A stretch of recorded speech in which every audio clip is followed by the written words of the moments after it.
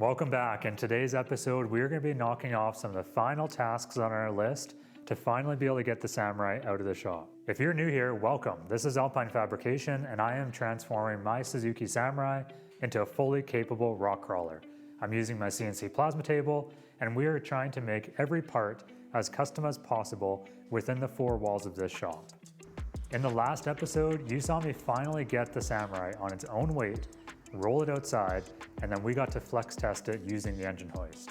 And I'll say, to say the least, I am beyond stoked to actually see this thing on the trail, climbing some rocks and hitting some of the trails that we used to do. And that's where today is knocking off a lot of the items to be able to make that happen. So we need to go through some brake upgrades, we need to get some final pieces of armor together, we need to get the steering box mounted, as well as a steering pump into the engine bay, and then we need to get our fuel system sorted out. We've got a lot of work ahead of us, so let's get at it.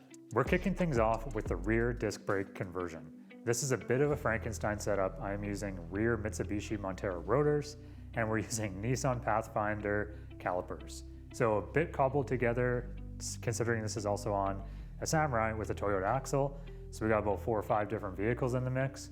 And I know, last video I told you that rear axle was done. Well, that might not have been so true. I'm gonna start by ripping off these rear drum brakes, and we're gonna be working towards getting this rear disc brake conversion together.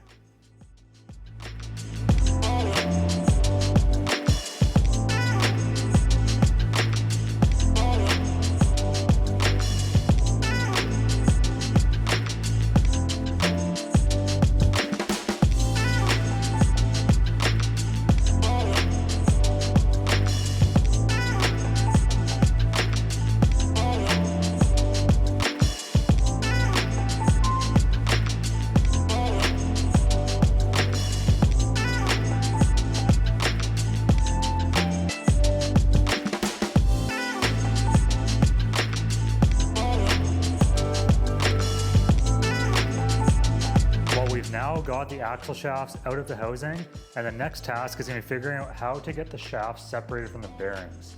So these wheel bearings are pressed onto the end of the axle shaft, and they have a bit of a bearing cup here that everything sits in. So I'm going to have to build a little bit of a special tool. We're going to leverage a plasma cutter. I'm going to cut out the printout of these bolts, and then we're going to press it out with a shop press.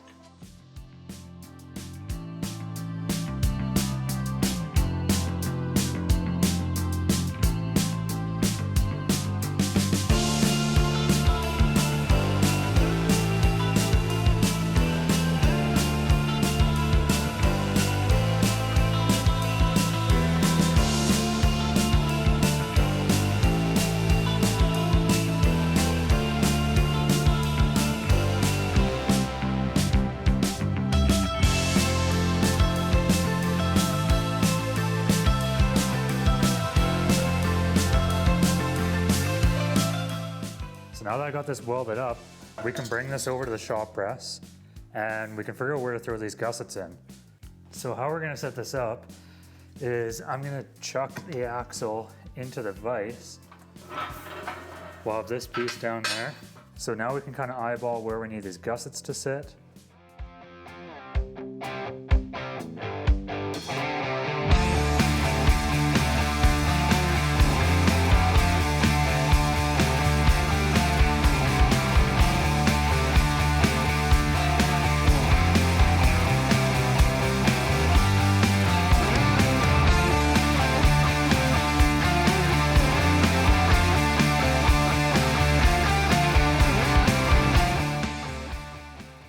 That 1/4-inch plate didn't quite do the job, so I think for the next one, if this doesn't quite hold up enough, I'm going to have to run some 3/8 plate, or maybe just add some gusseting to this design.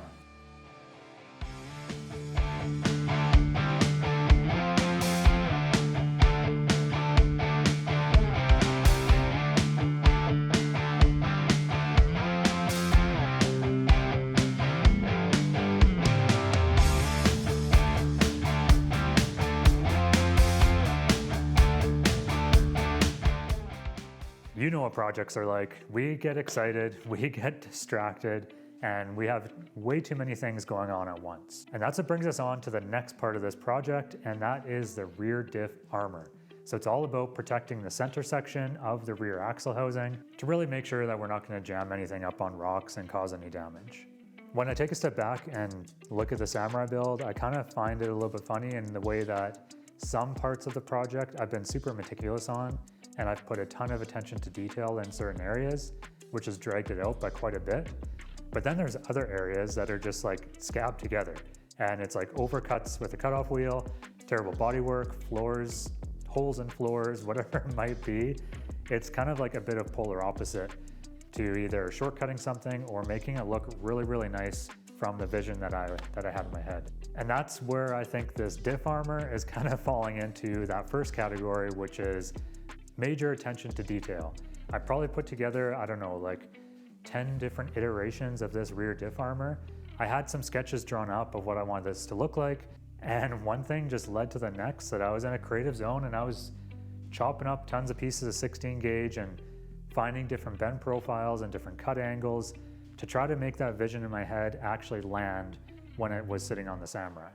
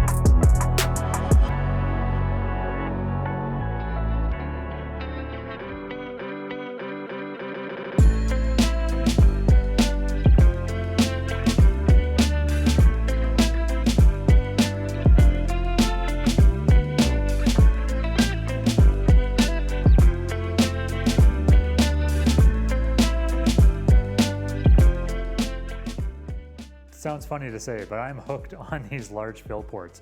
I think that they are just so cool and so useful. In the last video, I showed you just how much time it saves in terms of not only filling up your gear oil, but also getting on the trail, hearing some bad clunking noises, and just having that opportunity to be able to unscrew this cap, understand if your ring and pinion are shot, or if maybe it's something on the external parts of your housing.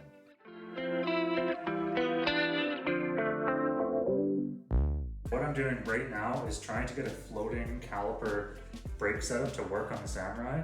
And that's because if this wheel bearing loosens up at all and you get some deflection in this rotor, that's going to start compressing your pads on that caliper. And it's going to make the brakes feel kind of spongy and not ideal.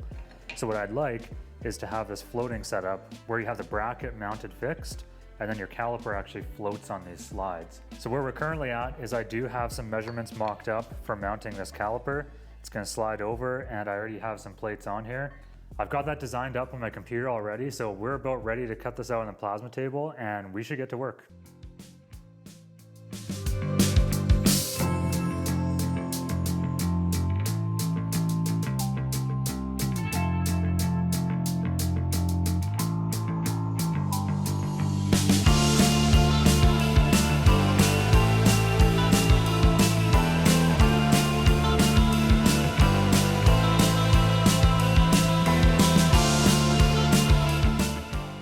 So I've got the calipers mocked on right now, and I'm using actually some of the old hardware from the solid axle swap.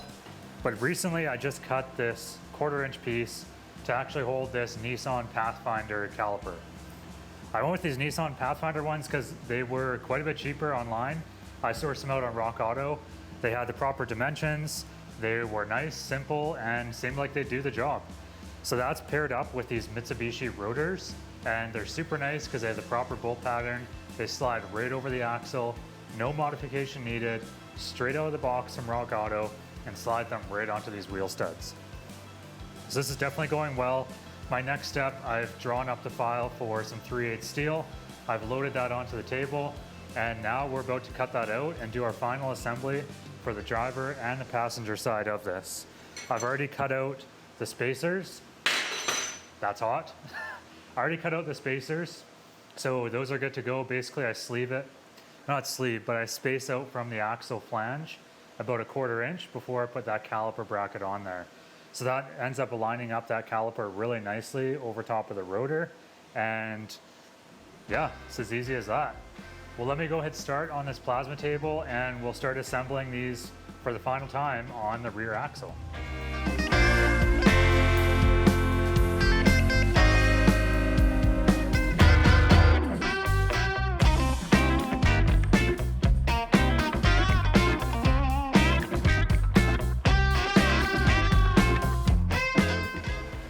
I think it's pretty safe to say that I've got to swap out my consumables. This thing is cutting like garbage right now. I'm a little worried because, as you can see, I've used up a lot of this sheet already for the solid axle brackets, and that's my only piece of 3/8 steel. So I've blasted a few terrible holes in it because I think those consumables are knocked out.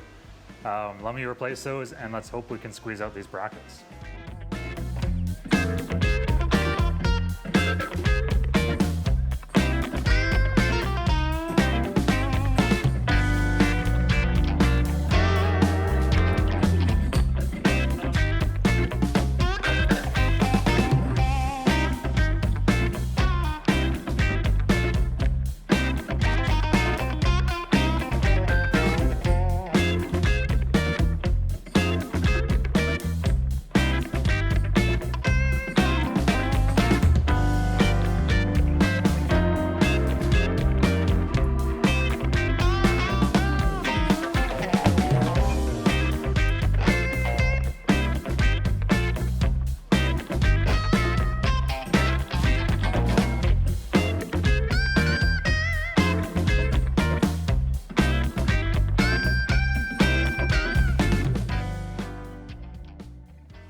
I've now got the wheel bearings pressed onto these axle shafts. We've got the lock collars on there and the snap rings.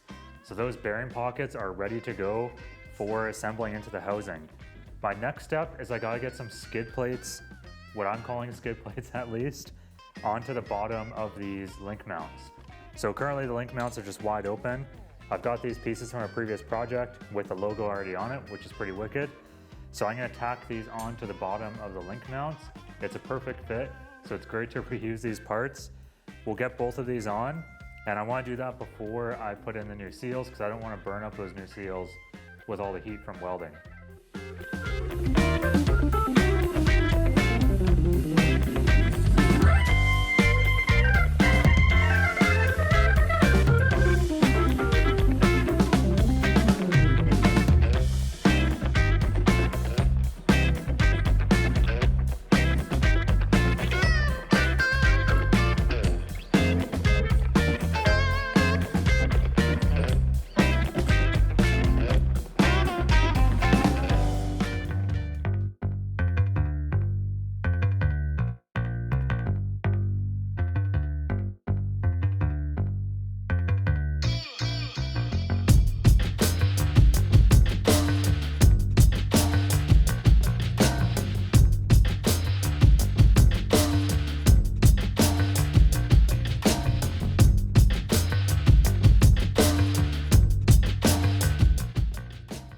Well, I'm in the middle of re-gearing my rear ring and pinion on the Toyota axle, and thought I'd show you guys what I'm at. So I'm currently put in my first set of shims, and I'm looking at my first pattern that I've done here. I have almost zero talent in this area. I have some of the tooling, but I don't definitely have all the talent. If you're not taking your time, you're gonna rush it, you're probably gonna set it up wrong, and you're not gonna be thanking yourself in the future.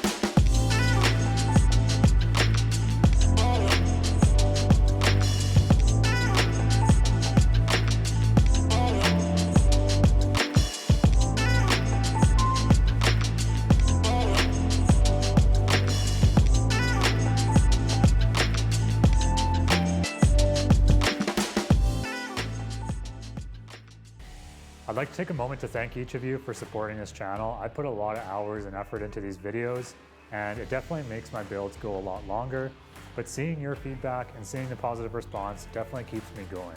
And if you're liking what you're seeing in this video so far, I'd really appreciate it if you hit that thumbs up button. It not only helps me knowing that you're liking the content, but it also helps YouTube push my content out a little bit further, because this is definitely a hard game. You can also hit subscribe if you're liking this and you want to catch up with some of the recent videos or any of the new ones that are coming out in the future. We have now got that axle housing back under the Samurai with all the fresh goodies in it. Everything's rebuilt and we're actually ready to drive on it. I've started on the front as well, so I got lucky and I can use the same rotors on the front that I'm using for the rear. So that makes purchasing and assembly quite a bit easier.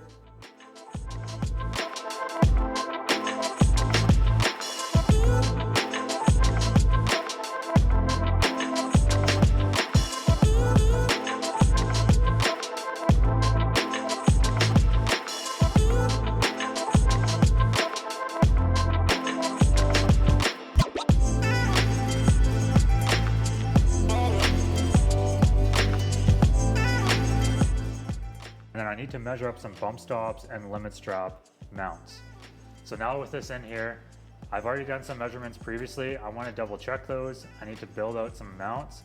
I have a really cool idea of hopefully making these bump stops adjustable. I'm not using air bumps or anything, just your plain, simple, cheap polyurethane mounts. But I want to be able to adjust them so I can tune things on the trail and figure out where things are happy with this rig. I also have some TMR limit straps I got to put together. So we got to build out some mounts for those as well.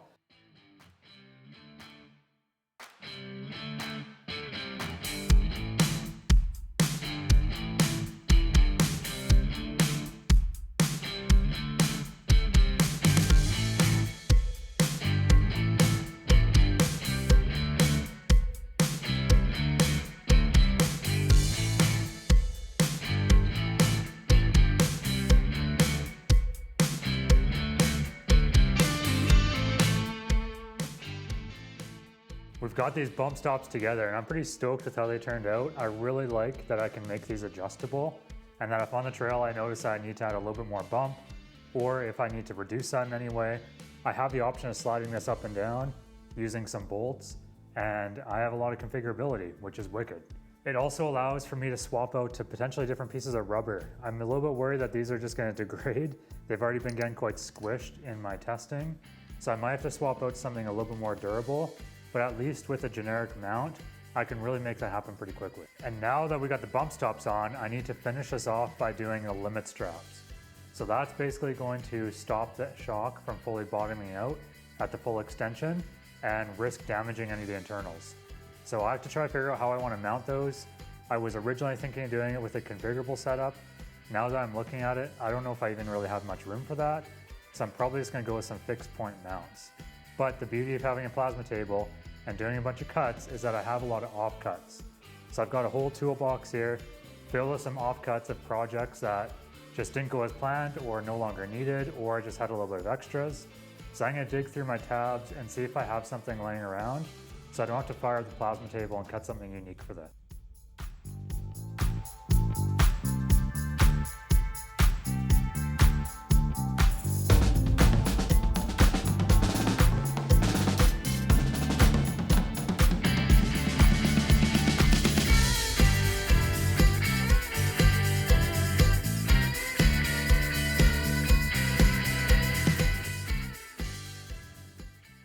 I'm loving the look of these brakes. They're looking so fresh.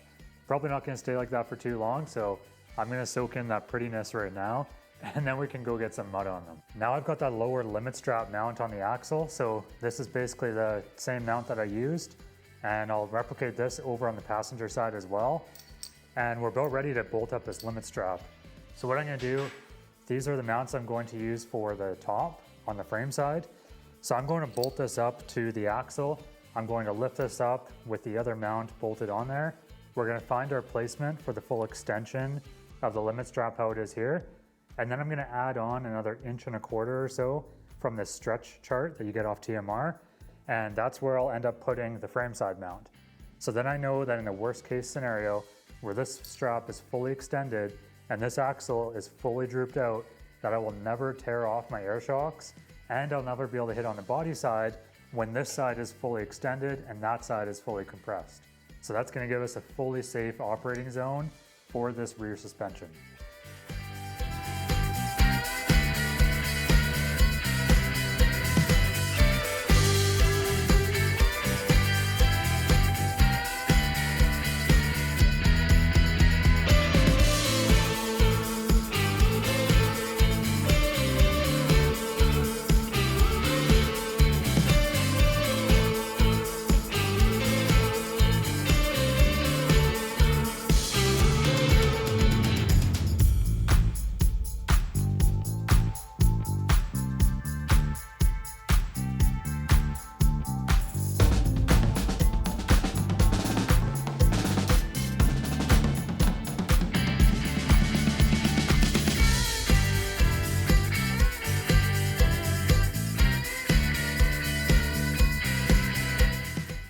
It's feeling pretty good to have this rear axle done. I'm going to throw some tires on it.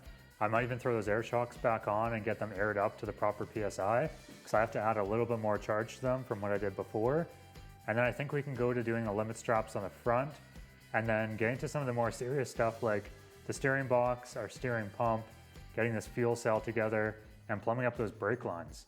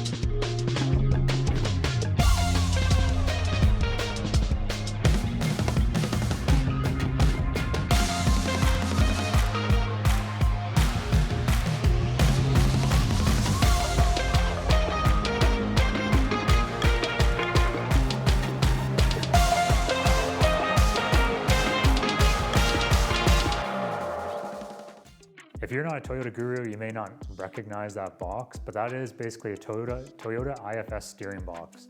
So it's pretty common in solid axle swaps, and it worked out really well for this application. And what I'm gonna do for my steering pump is basically just follow suit. So I'm also gonna use a Toyota, I think it's a V6 power steering pump. I'm actually not entirely sure exactly which truck it comes out of, but this is a separately mounted reservoir. So it's just a standalone little pump that mounts to the side of your engine, which makes packaging super easy. And the only real downside is that it uses a V-belt, whereas Samurai is using a serpentine belt. So I have to figure out something there if I'm gonna go with either swapping out the pulley on the pump, or if I'm gonna do some sort of adapter. I think there's Low Range that sells that adapter for the pulley to basically be able to have both your V-belt and your serpentine on different sides of that crank pulley. But for today, I'm just gonna focus on getting this pump mounted, and we need to find a spot that mounts right up to the block of the engine.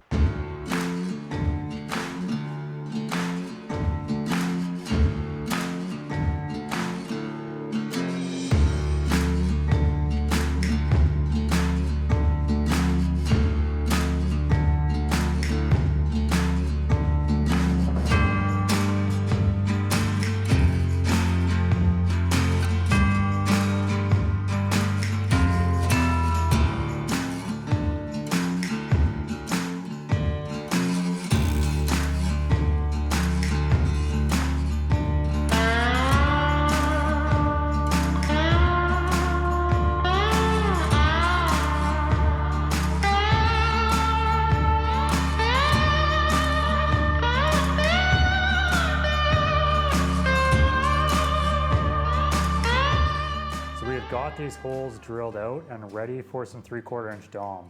The next step is going to be getting that frame stiffener plate over top of it. I think I'm out of 3/16, unfortunately. So we might be going overkill with some 1/4 inch plate on here.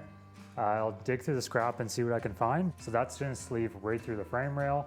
The bolts will go through this, and that should be very, very secure for that steering box. To get that plate figured out, I need to design this up on SolidWorks. So I took some measurements using the calipers, and I have some rough idea of what that plate's gonna look like. We got to punch this into SolidWorks and we can cut it out on the table, mount it up, and hopefully do a final burn-in of welding.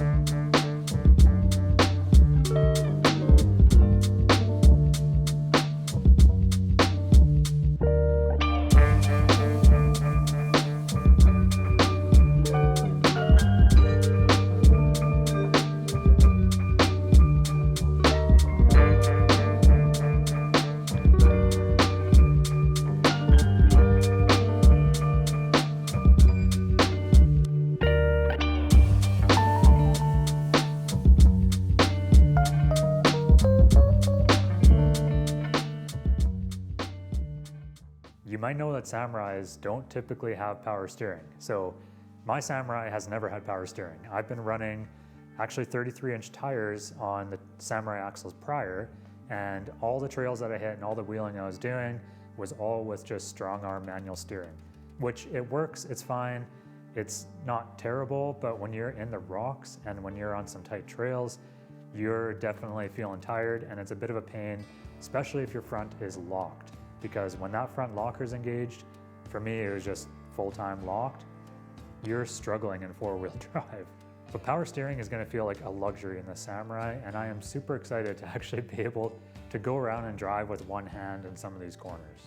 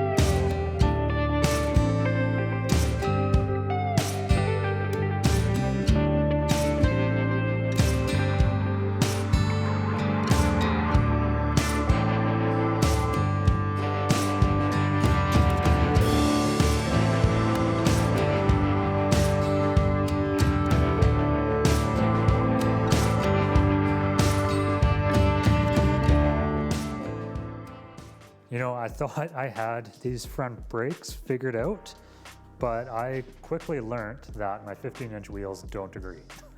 And I am struggling to try to fit these larger V6 Toyota calipers with a custom bracket I'm making on the Toyota solid axle knuckle. I'm struggling to try to make that fit inside my 15-inch wheel. And I'm pretty high strung on trying to keep those 15s because I just personally like the look of it. So that's what right now is about, is just spending a bit of time on really trying to suck that caliper into the center as much as I can, to the point where I'm even starting to grind away parts of the caliper itself.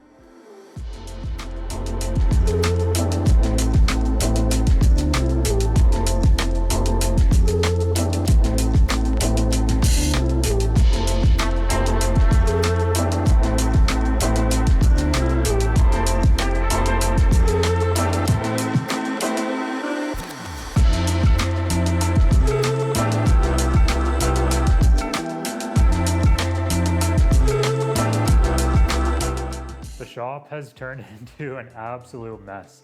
I've got quite a few things going on right now. I'm also trying to get this fuel cell sorted out. So this fuel cell, I went with a rock crawler version from RCI. This is 15 gallons. So I hopefully never have to carry a jerry can, because the previous tank on the Samurai is much smaller and I'd go for multi-day trips on that. So we don't have to fill this thing up the whole way if it's too heavy, but at least I know I have the full capacity. And I'm just trying to figure out where in the back I want to mount it. I'm trying to decide between having it stuffed right up against the tailgate here or pushing it back up against the rear seats and then building some sort of divider between the seats and the fuel cell. The reason I like that is because then I leave all the back half here for my cargo area. And then eventually I can get this tailgate to flop down like a truck tailgate, and I'll be able to put all my cargo here, like camping gear, tools, spare parts, you name it.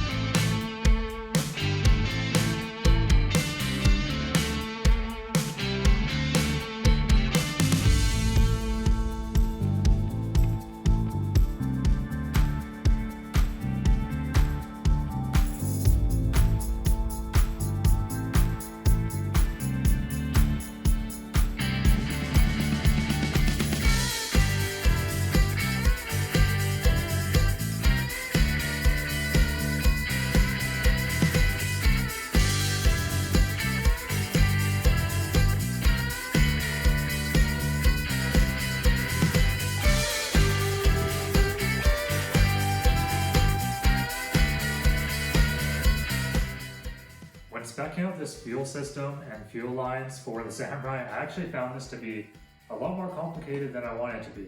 And that's because it took me a little while to actually pull the trigger on proper AN fittings and some stainless braided line.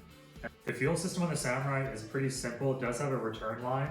So what I needed to spec out was the proper distance for fuel line supply, as well as return, and on top of that, my breather. Unfortunately, at the engine, we don't have any AN fittings, so we're going right back to a barbed fitting. Maybe some of you will think that defeats the purpose, but I'm going from a -6 barb onto a proper fuel injection line, and that's going to run right to the throttle body of the Samurai.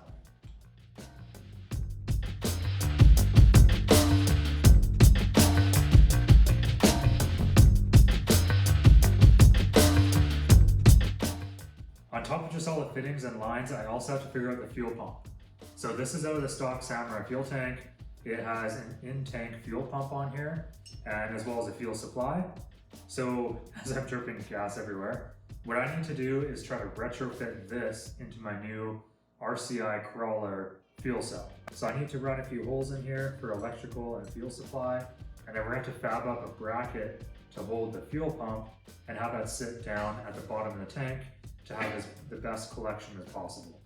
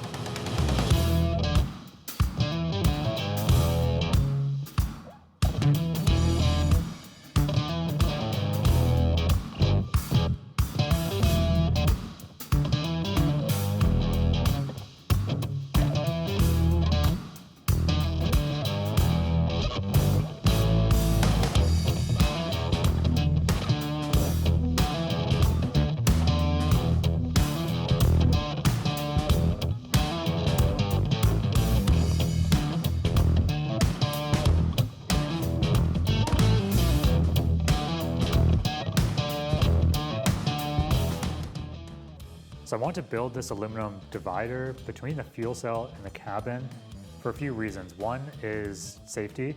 I think it's just a whole lot safer to be able to have a bit of an enclosed barrier that's also sealed up between the fuel cell and the cabin for not only fumes, but also just if that thing ever leaks, I know I'm not gonna have fuel running under the seats.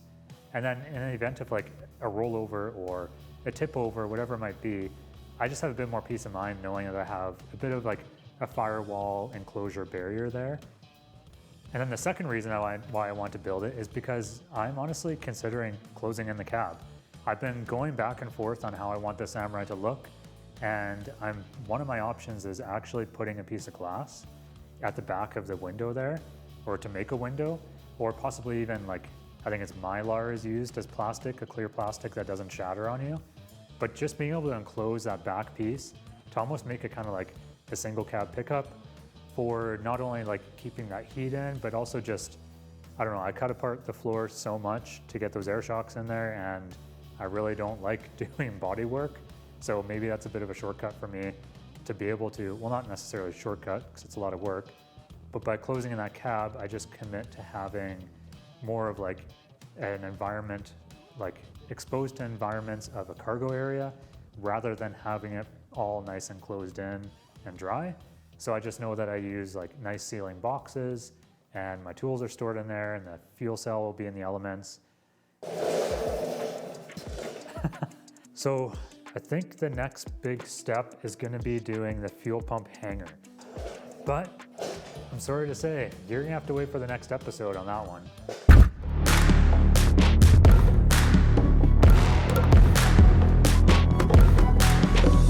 Well, what's exciting is I'm out here driving around the Samurai, which is pretty wicked actually having this thing trail ready.